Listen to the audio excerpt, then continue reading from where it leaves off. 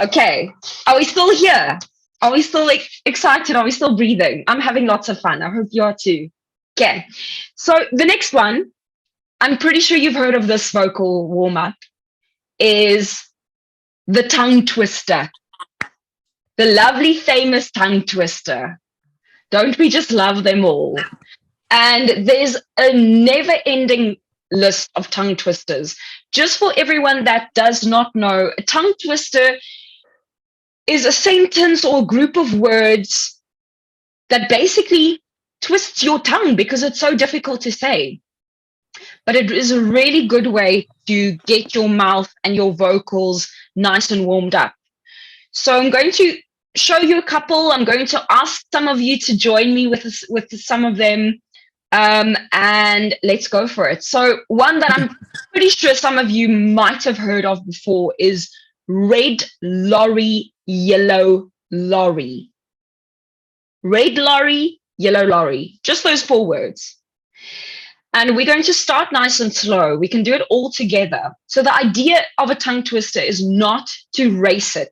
We are not racing horses. We're going to take it nice and slow. And as we get comfortable, we are then going to build the momentum. Okay, let's try that.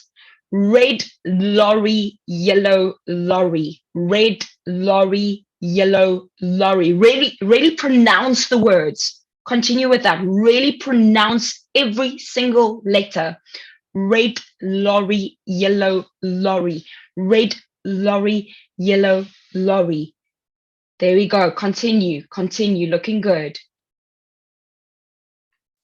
Anyone that wants to, that's currently here and joining us and doing this out loud, can somebody just unmute and just continue? I just want to hear some voices doing this.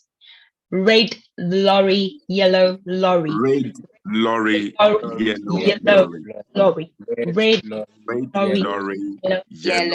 Yellow lorry. yellow Red lorry, lorry. yellow Red lorry, yellow. Red lorry, yellow lorry. Red lorry, yellow lorry.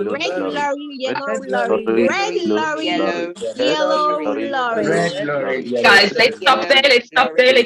I want to give you the next one. Thank you so much. Sounding so beautiful. And our next one is unique New York. Unique New York. New York. Unique New York. New York. Unique New York. Unique New York.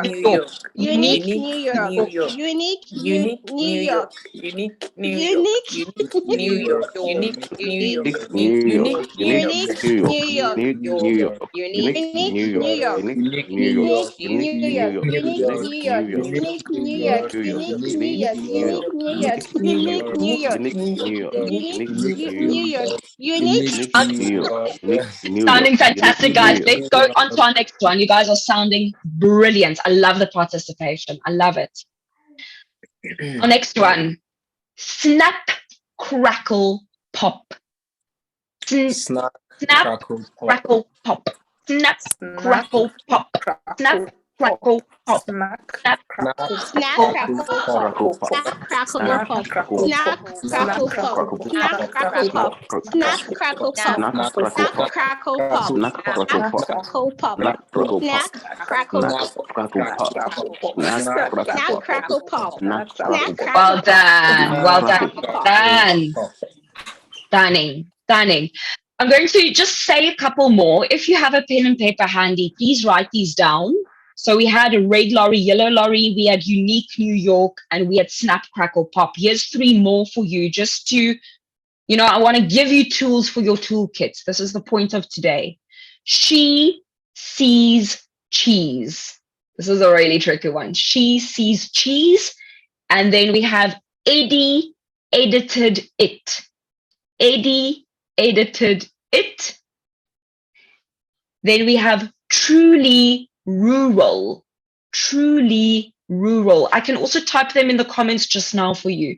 Truly rural. Then we have 4 fine fresh fish. 4 fine fresh fish. I hope this is valuable tools for your toolkit. Stunning. Let me just quickly see if I'm missing something from the chats. Okay, great.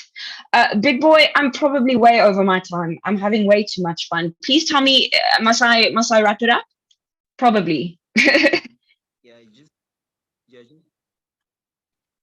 just try to wrap it up. No problem, no problem. I'm almost done. Okay, our next one is the emphasis warm-up. And we're going to choose a very easy sentence, such as the man is walking down the street. And you are going to say it by emphasizing the words. Okay. I'm quickly, because I see my battery of this laptop is dying, so I'm just quickly going to switch off my camera just for 1 second while I plug my laptop in. But while I do that, I would like you to think of the sentence, the man is walking down the street, and how you could emphasize that in different ways.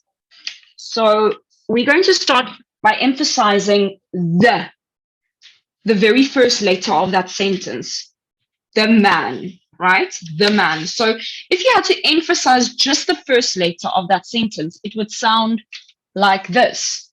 The man is walking down the street. Okay. Let me just quickly see if I'm still here. There we go. The man is walking down the street. Now let's emphasize the second letter. The second word. The man is walking down the street. The man is walking down the street. The man is walking down the street.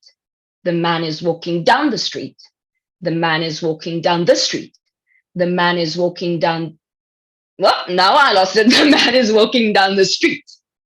So what this does is it not only warms up your vocals, it also switches on your emphasis muscle, your emphasis tool, because as a voiceover artist, you need to know what and when to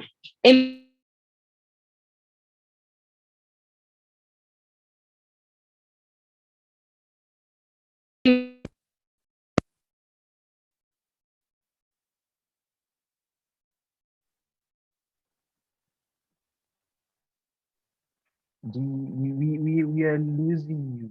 Is everything fine on your side?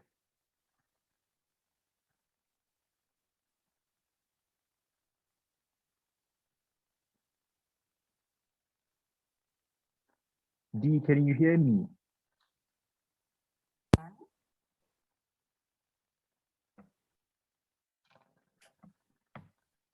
Can you hear me? Okay, let's give it a second. Yeah, we can. You can you hear me? Yes, I can. Can you hear me? Yeah, we had Can lost you you hear a me? bit right there. Okay. Can you hear me now? Yes, we can. Yeah, you hear now. Okay, great. So I'm just going to keep my video switched off because I don't want to. Okay, I'm just going to keep my video switched off. I'm almost at the end of my slot. So sorry, I just don't want to lose my video and my audio. Sorry for the technical difficulty. We're having a lot of power cuts in South Africa at the moment, so it's quite a challenge. So is there anyone that would like to join me for this exercise, please? The emphasis exercise. What about Adekunle? I hope I'm saying your name right. I heard you join the tongue twisters. Can you join me for this exercise? Yes, I will. I will join you. Fantastic. Thank you so much, sir. Thank you so much. So the sentence is the cat is sitting on the carpet. Can you say that and only emphasize the first word? The cat is sitting on the carpet. The cat is sitting on the carpet. Okay, now let's emphasize the second word. The cat is sitting on the carpet. Nice one. Let's emphasize the third word. The cat is sitting on the carpet. And then the next one.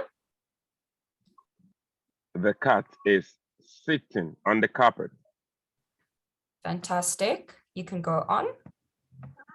The cat is sitting on the carpet.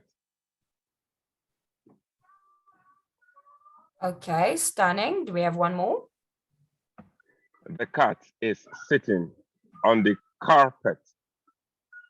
Fantastic, fantastic. So I think everyone gets the sense of that. You can really choose so many different sentences. And what I would suggest is that you, even if you have the luxury of your script for your voice work, I would like you to actually use your script for this exercise and choose different emphasis. Go with the first word, then the second word, then the third word, because it's also going to help you think and visualize your script to decide which words in your script will you be placing the emphasis on. Because emphasis, and I'm sure the speakers after me will also be speaking about this when we start talking about the script work, is as a voiceover artist, you need to know and understand which words in your script you are going to emphasize. My last little tool that I would like to give you before I wrap this session up from my side is the following. If you have your script, try and say it in lots of different ways. And now I'm not talking about emphasis. I'm talking about things like speed, tempo, funny voices, high pitches, low pitches, because that's also really going to warm up your vocal cords and it's going to prepare you for your script. So try and do what I call a Mickey Mouse version of your script, where you say everything very, very fast and you're just running through your script as fast as you can. And then you slow down your script, saying every word in slow motion. And then maybe you're saying everything in a very high pitch. And then maybe you're saying everything in a very low pitch. So you're basically warming up your vocal cords, but you're playing around with the actual script. My last point, this is really my last point, just touching on etiquette when it comes to vocal warm-ups. Come prepared. Vocal warm-ups are done every day. If you want to see yourself as that successful voiceover artist, you need to put in the hard work. Not just when you feel like it, because if you just wait for when you feel like it, you're never going to do it. Do it, make it a habit, make it a practice. Show up for your career, show up for yourself, do it every day. It doesn't matter if you have a gig, if you have a booking, or if you don't, just do it anyway, because you never know when the phone is going to ring. It's your big break and you don't want to come and be unprepared and say, oh, I'm so sorry, my voice is sore or my voice is not prepared because I didn't warm up. Don't be that person. Don't disappoint yourself. Show up for yourself. Come prepared. If you are in studio and you're waiting for the sound engineer to be ready for you, if you're waiting for the sound guys to, to be ready, or the director, keep on humming, keep on giving yourself a facial, like a face massage, keep on saying ooh and ee, like keep on with those practices in studio while you wait for your engineers to be ready, so that when they say 3, 2, 1, go, you are absolutely warmed up and ready. Guys, it's been so much fun. It's been such a pleasure. Please pop your questions in the comment box, because I would love to answer more questions about this topic. I also just want to mention, I do one-on-one voice sessions with voiceover artists that would like to improve their vocal abilities. If you guys are interested, I'll pop my Instagram handle in the comments. You're welcome to send me a DM if you're interested. I do it over Zoom or whatever platform, Google Meets, and we can work on your individual voice to make sure that we can transform your voice into a resonant, rich voice that people will remember. Thank you so much. It's been a pleasure. Thank you.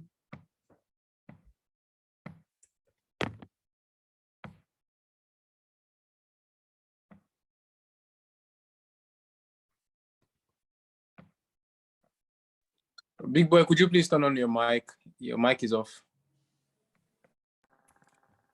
Oh. Am I audible now? Can anyone hear me? You're good now. You're fine All right. now.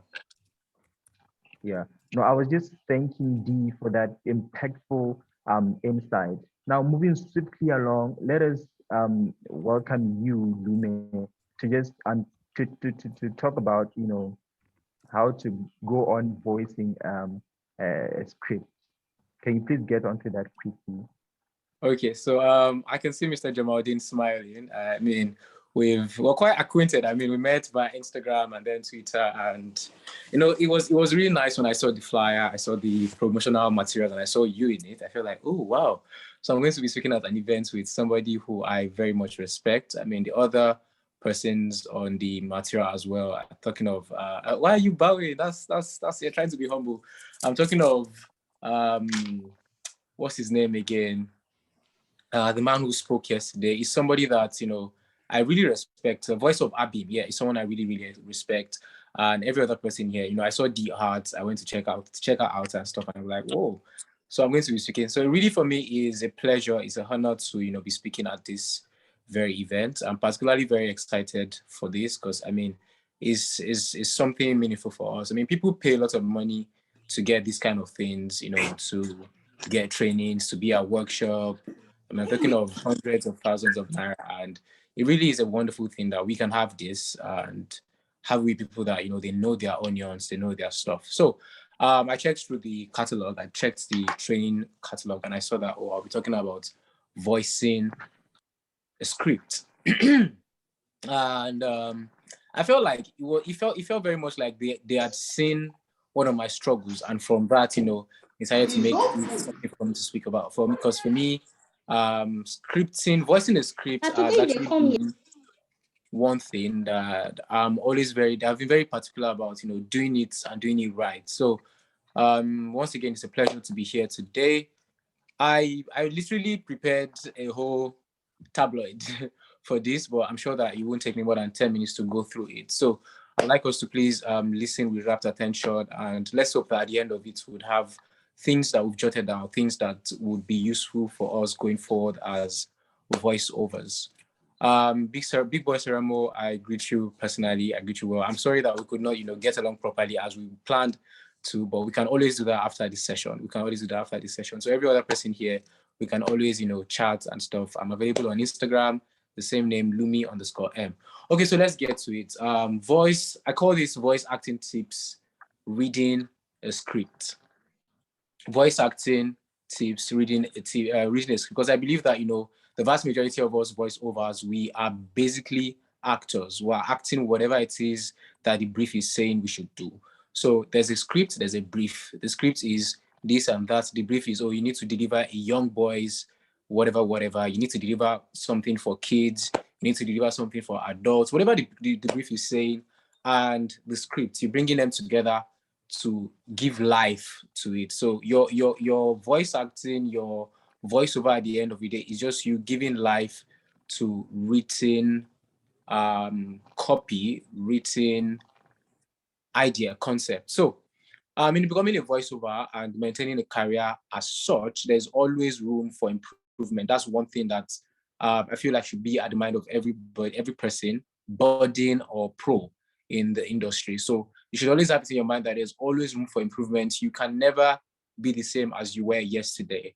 Let me take, for example, I did some things, you know, when I started proper as a voiceover, and when I listen to them today, I'm like, what did you do? And at the time when I did them, you know, it felt like, yes, masterpiece. But right, checking them now, it feels like, what was this you were doing? And for me, I feel like that's one thing I should always have in our mind, that in future, you definitely will get better than where you are currently. So in essence, a successful voice actor has great voice control, flawless technique, and the ability to read a script as if they are not reading at all. That's the one thing that we want to, you know, have in mind, that when it's not even just voiceovers. I mean, talking of radio presenters have a show prep. That's what they're going to do throughout their show. myself, I'm a radio presenter, so I'm speaking from experience. You have a show prep, and in your show prep, there's a part where you have to like talk to listeners about stuff that you don't entirely know, but you've gone to research and you have like experts that have written about it. Now you want to deliver whatever it is you're trying to get to your audience without having to make it seem like you're reading from Google or you're reading from some magazine or something. So you're basically reading the script as though you're not reading at all. So these are just, the aspects of voiceover. I'm talking of voice control, technique, and the ability to read the script. And then that last part, ability to read the script, is extremely important in voiceover. When it comes to doing the actual work, it is the most important part, reading it out, like reading what is in the script. So while you can have a great voice, which many voiceovers have, a lot of people have great voice. I mean, that's one thing that, yes, pushes a lot of people into voiceover, like, oh, you have a good voice, you have a great voice, blah, blah, blah. So while you have a great voice, a tone, reading the script is not as simple as those things that you naturally already have. Now, as mentioned already, your script reading should go unnoticed as a voice actor. In other words, it needs to be smooth. So that's why when you listen to Morgan Freeman deliver stuff, he's authentic, he has a voice naturally. Now he knows how to deliver the script because he's an actor. Like on a normal day, he's an actor. So if you give Morgan Freeman a script, he would definitely chew it, because what he's basically doing is he's giving life to the script. He's acting out what the content of the script is saying. So aside from reading a script to make voiceover sound unscripted and smooth, it's also important to learn how to read a voiceover script with little to no flaws. Even if there's going to be flaws, it shouldn't be one that will be noticed as, oh, that was a mistake from any listener, from any person or any voiceover. They have to, like, even if a voiceover is going to listen to your voiceover and there's a flaw, there's a very high chance that you might have like ignored, or like you might have passed the person, and then later on they're like, oh, there was a mistake there, I heard that and stuff. So it shows that, yeah, you're good at your stuff. Otherwise, you'll be in the recording studio all day trying to get it right. I mean, I've had times where a single line of a script was something that delayed me leaving the microphone at the end of the day. It took a lot of time to get just one line of the script right. And the idea is, there's probably a line, we all have interferences in our languages, in spoken languages. It could be your mother tongue, it could be your L2 second language. I mean, for those of us who are not natively English speakers, we always struggle with a few things. So when you're delivering your script and you have to deliver German, for example, I speak German and I've done a few German voiceovers. So like when you're delivering a German voiceover, when you're a native Yoruba speaker and your official language in your country is English, now you're trying to deliver a voiceover in a third language, there's a very, very high chance, it's very, very natural that you'd have both your native language and your official language conflicting in that third language. So you want to do your best possible to make sure that, okay, you're delivering, even if like the brief is saying in an African who speaks German, you want to do as best as possible to not sound too German and not sound off as an African. So at the end of the day, what you're trying to do is keep those flaws out so that you don't spend too much time trying to get one line, the next line, and then at the end of the day, feels like I might never get this thing right. So of course, there's plenty of exercises like what Dihart had shown us today. Lots of exercises that you can use to prep yourself, get your tongue to behave right, get your lips to act right and behave with you and not betray you and stuff. So these are things that are important. Exercise you can help perfect your script reading skills and ultimately improve yourself as a voiceover actor. Okay. Yes, the last part of my talk today is what I tag how to read a script, avoiding mistakes. Now we talked about flaws and mistakes. Now, how do you read a script, avoiding mistakes? One common pain point for voice actors is the ability to read a script without fault. I mean, it's really, really hard that you read an entire script and there will be no faults there. Nah, the chances of that is very low, even with the guys that speak the language that you want to deliver in as a native language. You meet an English speaker and you give them a script thinking that, okay, it's an English person. Take the scripts, let's deliver it. I mean, if the person is not a proper voiceover, there's a very high chance that they will flop throughout the entire script. So whether it's due to hard to read script or timing issues, okay, you're trying to deliver something that is so bulky under 1 minute. For someone who works in radio, a lot of times I do jingles and the brief is usually saying not over a minute not over 45 seconds, not over 30 seconds. And then the person that brings the script, we're not even going to talk about, scripting today. We're talking about how to voice a script. Now, the person that's delivered the script to you, perhaps is not entirely a voiceover. Now, they just write the whole thing, an essay for you to deliver in 30 seconds. Now, it's left to you now to see, okay, what pace do I go? How fast do I go? How slow do I go at some point to make sure the message is delivered one, and to also make sure that I beat time. So there's a place of you're trying to beat time. There's a place of you're trying to pass, communicate as effectively as possible. I feel like that's one of the things that, should be primary when you're trying to deliver a script. So are you communicating that script effectively so that when anyone is listening, they are listening based on or they are getting what you want them to get, not that they're just listening and then the message just passes them. Okay, so one quick recommendation to read over scripts multiple times is to read your script multiple times prior to recording. Now, there are instances where you get a script today and the client is expecting you to deliver like tomorrow, and like there's a lot of things for you to do. There's a lot of things you have to do. So it's really advisable to find some, say 10 minutes, just go over the script over and over, like repeatedly. Okay, read the 10 lines of 10 sentences in the script, read that. Then you go over it again, you go over it multiple times. Now, you go over it with the intention that you're trying to, number one, understand the message, and number two, to get familiar with the words in the script. The moment you understand the message and you're familiar with the words in the script, you've practically killed majority of your problem.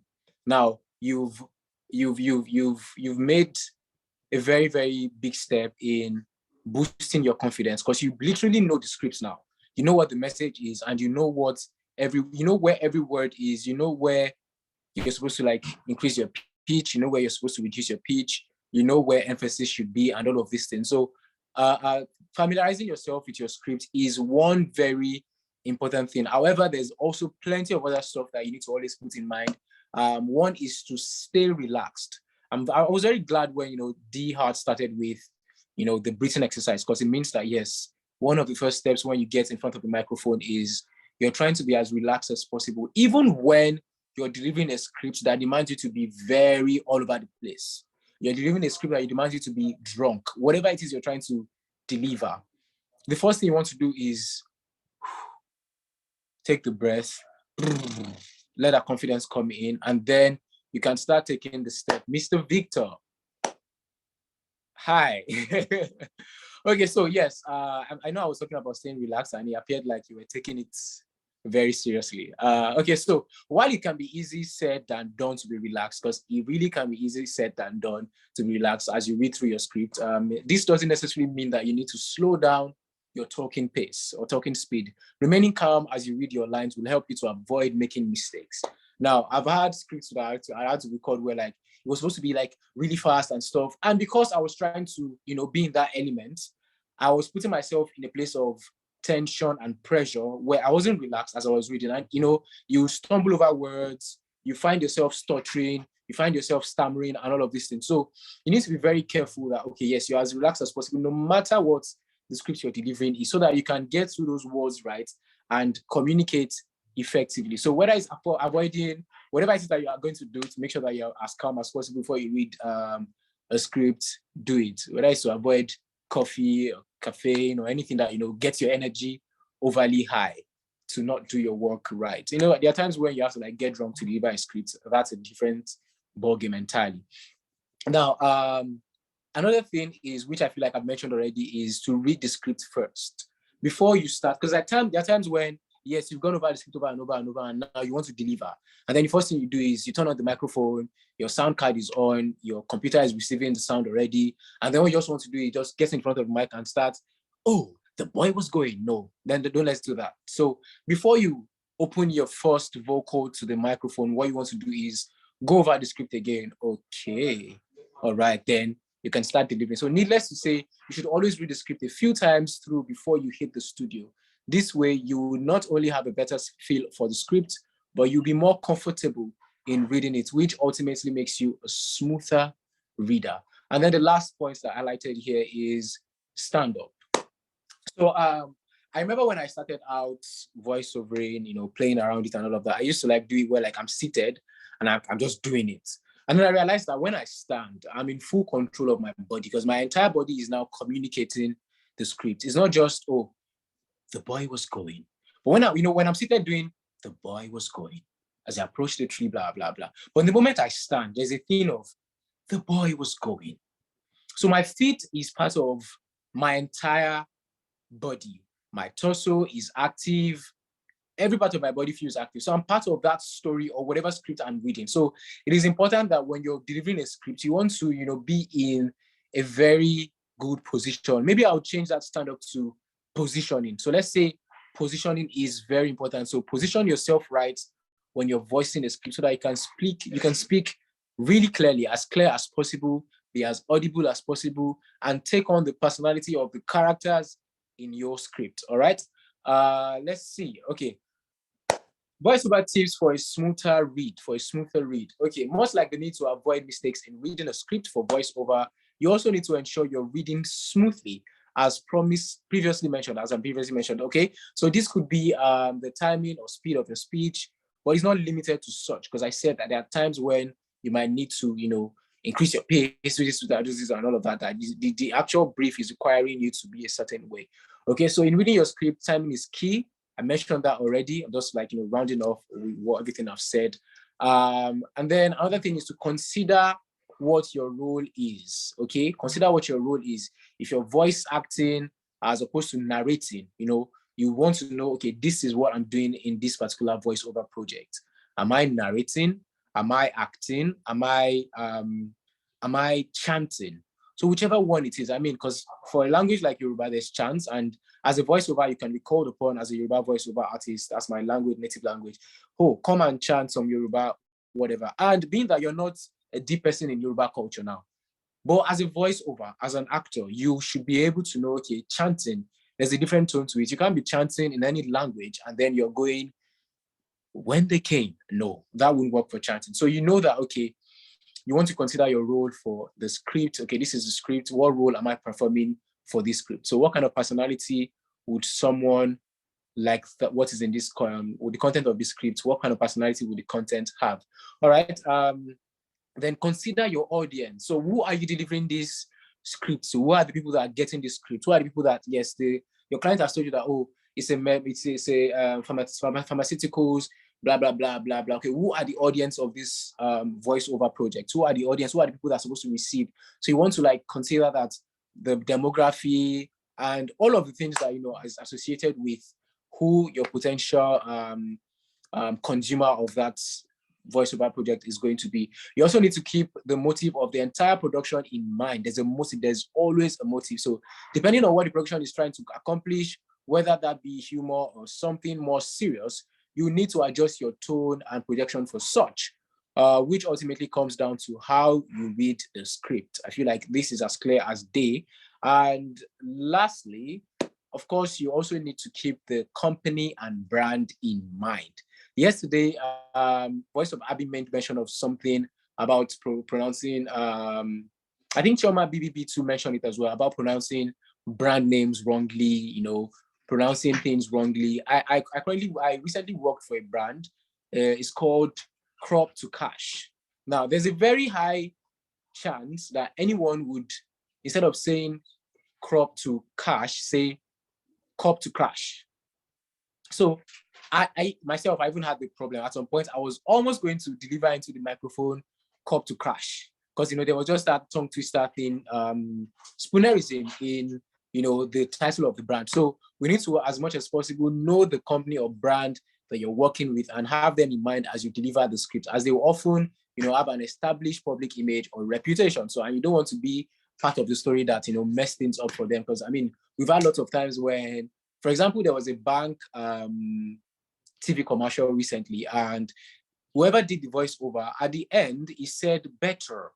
So it's always in my head every day that this bank walked up to somebody, they delivered a voiceover for a TV commercial that had better in it, and then it was sent out to the entire public. So it does something to the brand at the end of the day. For anyone who is who keeps saying, anyways, if the bank calls me tomorrow to come and do stuff for them, whatever it is I have in mind about them will not matter. I'll do the job. Okay.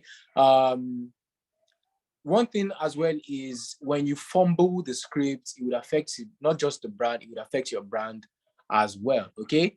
And the last and final thing I'd like to say is whatever it is that you're doing, whatever stage that you are, intermediate, beginner, baby, voiceover, like many voiceovers would always say to humble themselves, oh, I'm a baby.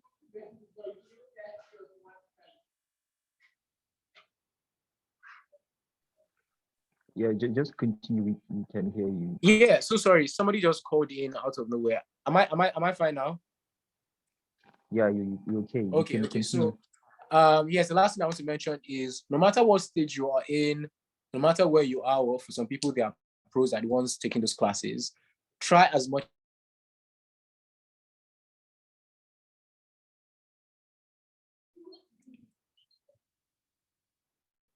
So sorry about that. The person tried calling again.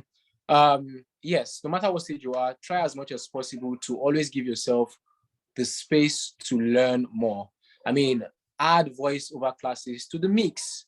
At every point in time, there's always a challenge that you'd find yourself in. There's always something you would find yourself dealing with. So for every stage, there is always some platform for you to learn something, whether free or paid, it doesn't matter. Whether you have to barter or something, okay, let me do something for you, and then you give me this in return.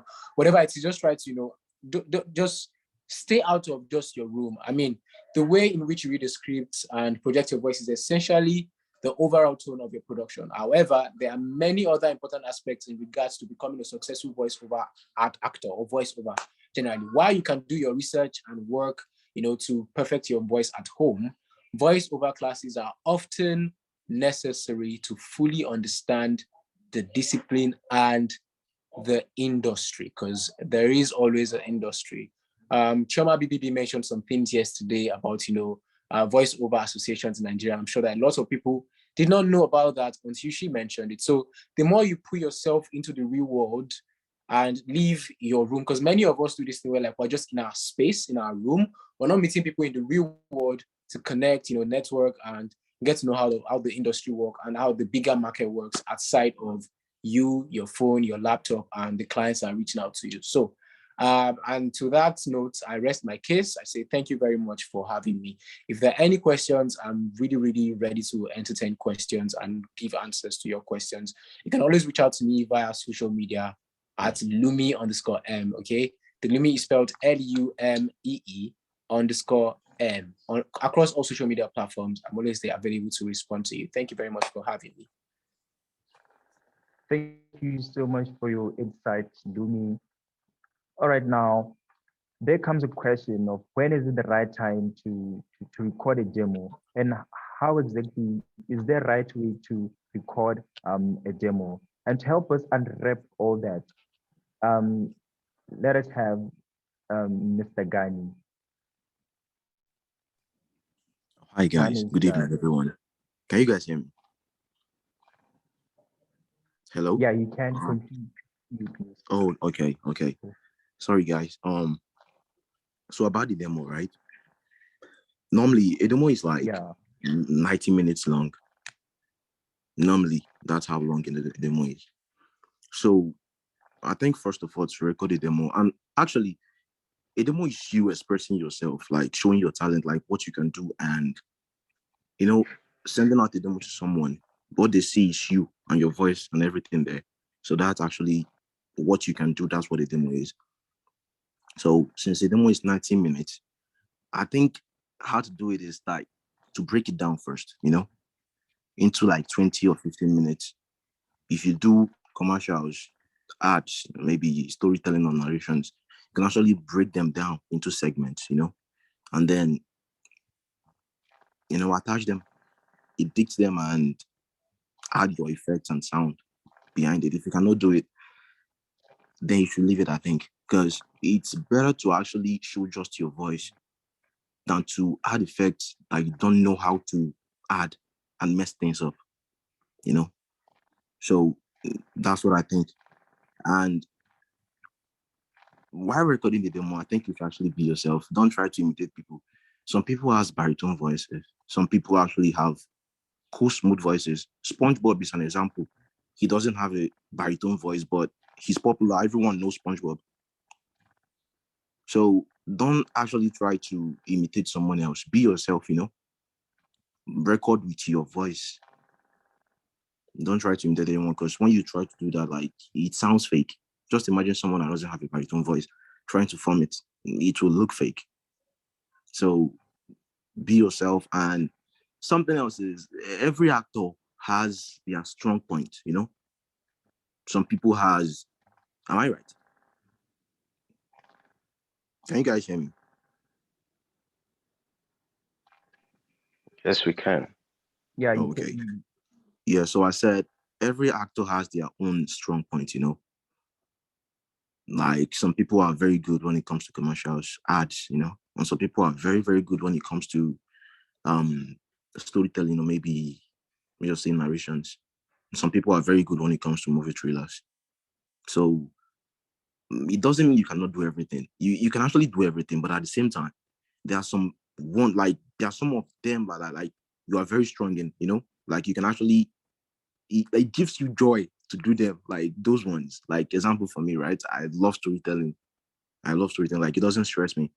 So what I think is, why recording the demo, right? I think you should actually add those parts that you are very good at, you know. If you are very good at commercials, like, let those ones be the first, you know, because, you know, when you send your demo to a director, right, I think your first few minutes or maybe few seconds should be able to catch their attention, you know. So if you're recording something and if you're trying to do a demo, right, and you are good at commercials or maybe storytelling, put your strong point first, you know, so that when the director sees it, or maybe hears it, hears it, it would make them want to listen more to you, you know. And actually, that's a good thing. Is there something else I'm not saying? No, but if you have a question to ask me or something, then yeah, actually, a demo is that simple to record.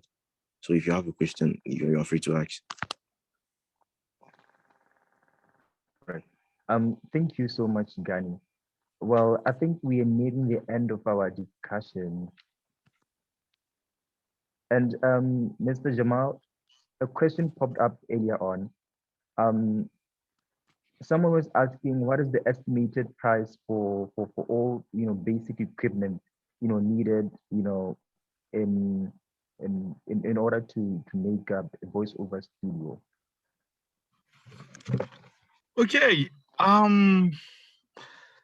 The estimated price. Wow. I mean, it all depends on your own budget, you know. For almost every single kind of budget you have, there are kind of equipment that fit into those kind of budgets. But if the person is asking for prices, wow, do we have to go through that? Okay, then say for example now a Scarlett Solo with one channel, let me just show you here. A Scarlett Solo with one channel is around 80,000 naira. The more the channels, the more expensive it is. But as far as I can remember, a Scarlett Solo one channel is between 70 to 80,000 naira, and that's, say for example, that's around $130. Yes, something like that.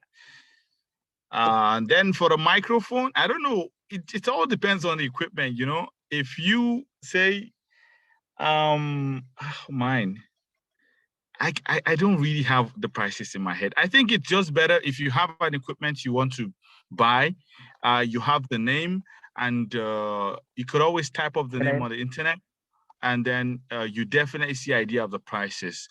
And if you need any further details in terms of pricing and choice of equipment, maybe you can always reach out to me on any of my voiceover, my social media handle.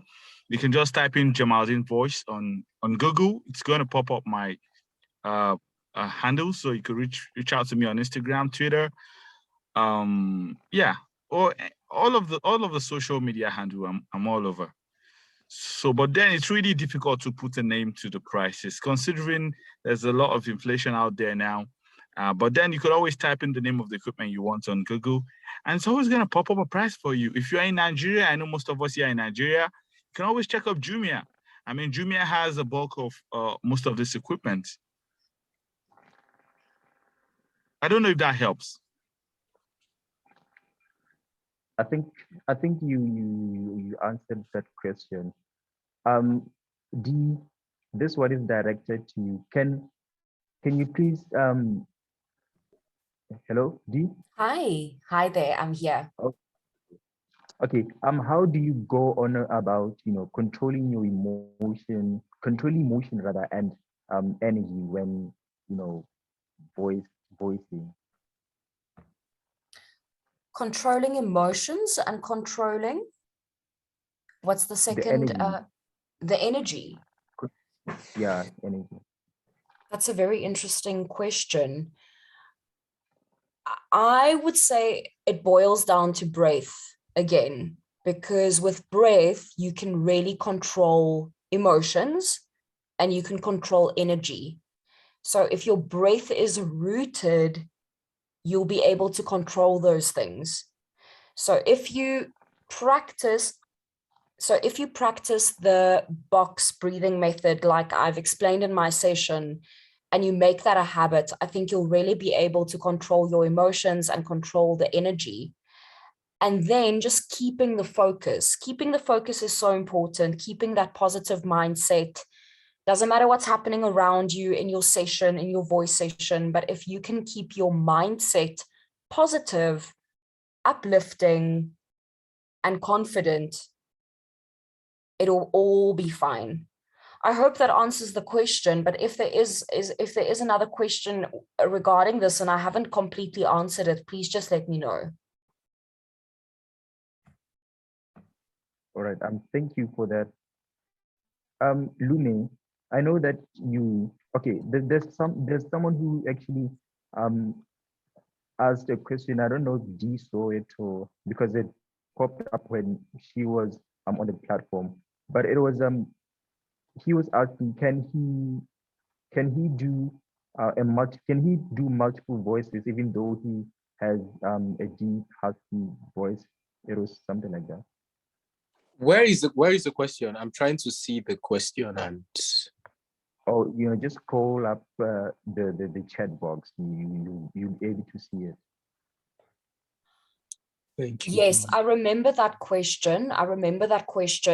It had to do with creating versatility in your voice, creating variety, although you have a husky voice. My answer to that would be, it is absolutely possible, but it's going to take practice. You can definitely create other voices with your voice, but it's going to, just like anything in life, we're all born with a natural type of voice. Maybe you're born with a very high-pitched voice, a very low-pitched voice, a husky voice. Obviously, that's your center, that's your core. That is what sets you apart. So never lose that. Never think that is bad. There's no such thing as a bad voice, because we were gifted with the voice that we were gifted with. So you need to use that to your benefit. But that doesn't mean that you can't create variety in your voice. It's going to take practice. There's lots of techniques. The session is too short to delve into it, but there's a lot of techniques that you can use to branch out your voice so that you can start discovering other tonalities, higher, lower, different accents, different tones. But it's definitely going to require a lot of extra practice. But it is possible, and we should all strive towards branching out our natural tone so that we can create more work for ourselves at the end of the day, because the more variety that you can show in your voice, the bigger your scope of potential work out there, definitely. Exactly. I feel like Dee has said it all. So one thing that I'd like to just hammer on from what she said is we all are unique in our different voices. Whatever voice you have, husky, squeaky, whatever it is that you refer to your voice as, it is unique to you, and practice would help you branch out your voice. Like your voice, that one voice that you have you can from just that one voice create different versions of that same voice that would sound different at different points, and you can always use them whichever way you want. So if you come across a script that has multiple character in it, you could high pitch at some point, drop the pitch at another point, use your glottal, whatever, to create some sound. So it's just about you understanding yourself, understanding your voice, accepting your voice, and playing around so you can find things that work, that you can make use of consistently with your voice, and you definitely will be fine. Wow. I know that we touched a bit on this one, but yesterday, but what do you advise, or what are some of the best home remedies that one can take or have before going for a voiceover recording? Drink water. Water, just water, or No. I'm just saying, for me, I feel like the number one thing is stay hydrated, drink water, and before you step onto that microphone, do as much as possible to get that water out of your mouth, like taking out the saliva. Not that you're dry, but then you don't have saliva making sounds when you're delivering the script. You're hydrated, but you don't have liquid all over, making all of those sounds. Another thing is warm water. Take warm water sometimes. So people say, oh, just take regular water, make sure it's not too hot, it's not too cold. Yes, it's not too hot, it's not too cold. Warm water does a lot of magic to your voice. I mean, it clears out your voice and all of that. Another thing that I do sometimes is I drink tea with honey and lime. Yeah, I drink tea with honey and lime sometimes, warm one. There's a way it tastes good, and at the same time, it just clears out your airway, clears out your throat and all of that. So yeah, I do that as well. And another thing is to exercise, exercise, play with your mouth, make very funny faces with your, make very funny faces, stretch your lips and your mouth as much as possible. It helps you boost your confidence and all of that. So yeah, these are a few things that I know. If there's any other that's. Can I add to that? Yeah, you can continue. I completely agree. I completely agree with everything that was just said. Something that helps for me as well, definitely tea. We have something called rooibos tea in South Africa, which is quite popular. I don't know how popular that is in other countries in Africa and in the world, rooibos tea. But any tea, but avoid milk. Don't put milk in your tea, because any milky products is not good for your voice. Of course, on average days, sure, put milk in your tea, your coffee, whatever. But if you have a voice recording, especially on that day, avoid milk, yogurts, cheeses. It's not good for your vocal cords at all.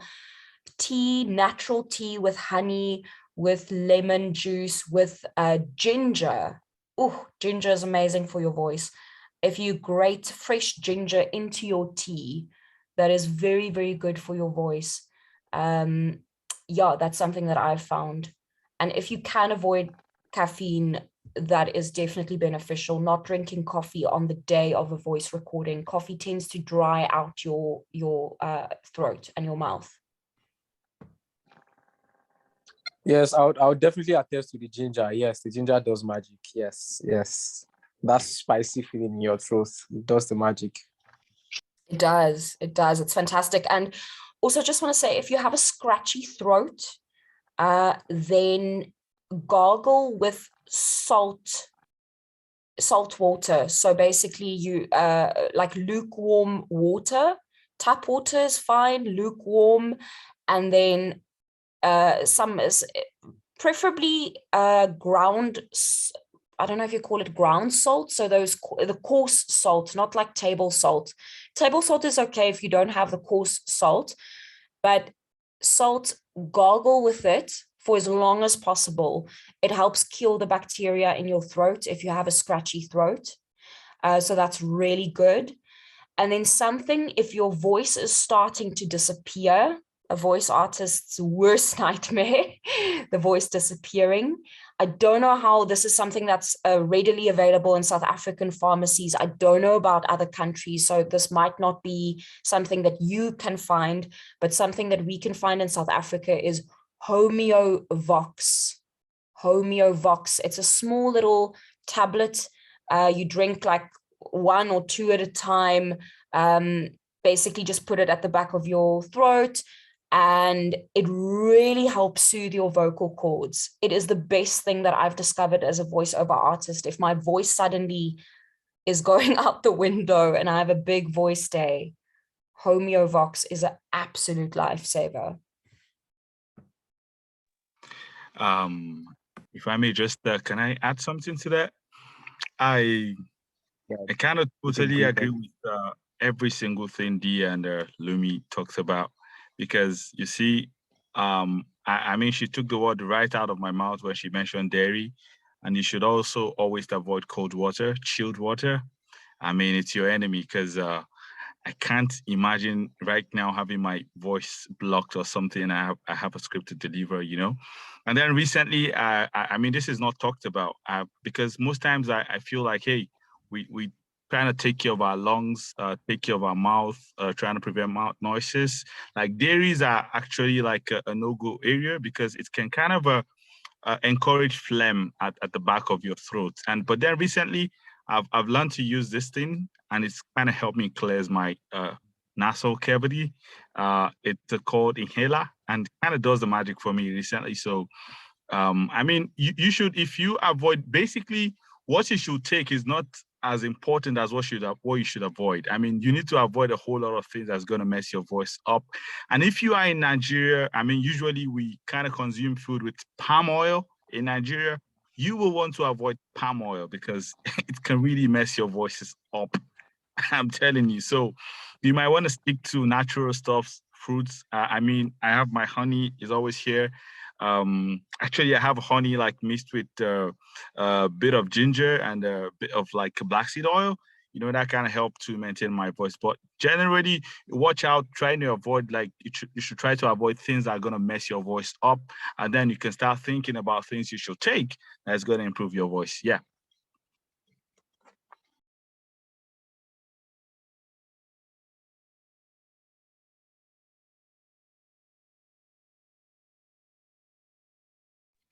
We can't, Big Boy, you are muted. We can't hear you. All right. I learned a lot today. Thank you guys for sharing your insight. But I want to just allow Amanda to just wrap up. You know, to just close. You know, we've consumed a lot today. Amanda, can you please join in? Okay, can you hear me? Yeah, we can. Just thinking time is not on our side. Yeah, that's fine. So thank you so much. We have come to the end of this workshop. Thank you to all our speakers, Jamal, Dee, Lumi, Gani, and you, Big Boy Ceremony. Thank you so much for taking out time to do this with us today. And thank you so much to everybody who attended and participated. It means so much to us. And I am very sure that you learned something because I did. So, as Abigail stated yesterday, we have a very special announcement. iVoice Africa is launching a training program for literally anybody who wants to start a career or business as a voiceover artist and start earning some money. So in this program, you'll receive a one-on-one voiceover training. So you get to meet and interact with some of the most successful voiceover artists in the business. You'll learn even more than you did today and yesterday. Your coaches will provide you with insight, advice, they'd answer your questions and provide you with support as you start your career. You'd also learn more about the voiceover business as well as how to land jobs and start making money. So there's actually a lot more that you will benefit with this training. And I'm very sure that after this workshop, there's no denying the benefits of voiceover training, especially guided ones. So this is something that you would not want to miss. We also want to announce our language learning classes. So think of it as an opportunity to learn a new language, specifically African languages. You can become bilingual or multilingual, and being bilingual or multilingual, you have a greater advantage being able to speak more than one language. You get more jobs, and there's just so many more advantages to being able to speak more than one language. So these two different programs come at very affordable fees, and there will be more information in coming days. So this month of July, I think this is the 3rd of July, yeah, we will be launching a campaign.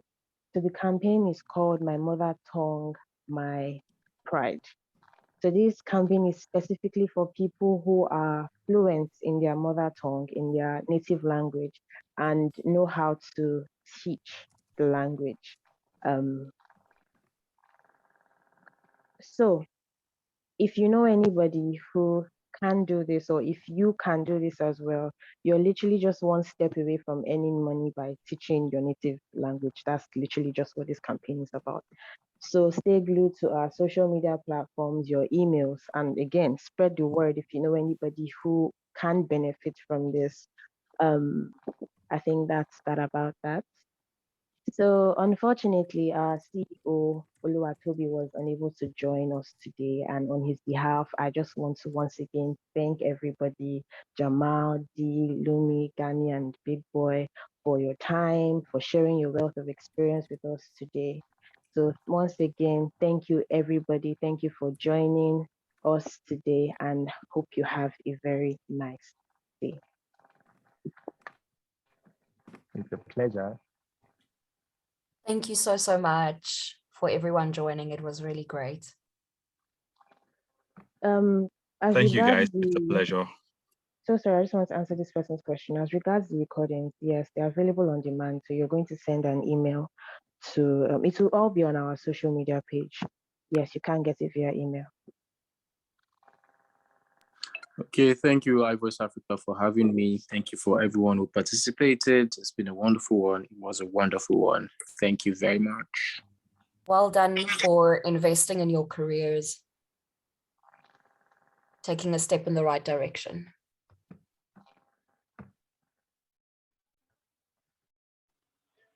Thank you all. It's been a wonderful time. It's been a wonderful time indeed. Let's just hope that you've learned a lot.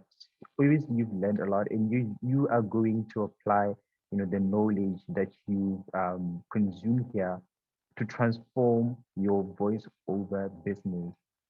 How fantastic is that? Thank you guys for joining us.